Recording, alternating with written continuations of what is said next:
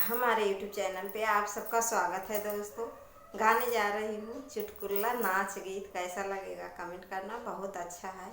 हर हर महादेव दोस्तों। अपने पीवस गईले हम हार छोटी नदी, अपने पीवस गईले हम हार छोटी नदी, हार छोटी नदी हो हार छोटी नदी,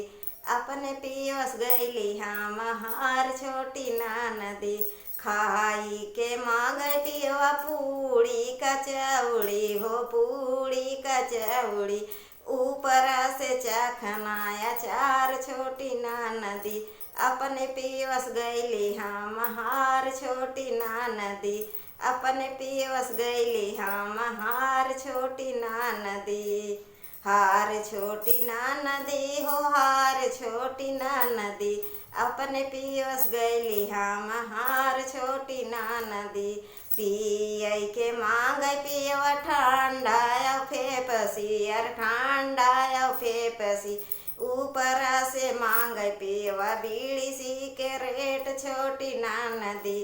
ऊपर से मांग पियवा बीड़ी सी के रेट छोटी नदी, अपने पीवस गईली हम हार छोटी नदी, अपने पीवस गईली हम हार छोटी नदी,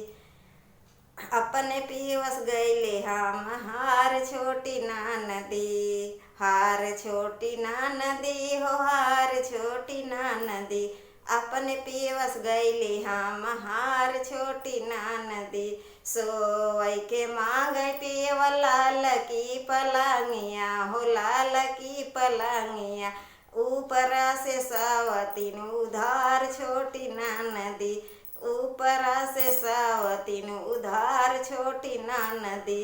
अपने पीवस गईले हम हार छोटी नदी, अपने पीवस गईले हम हार छोटी नदी, हार छोटी नदी हो हार छोटी नदी,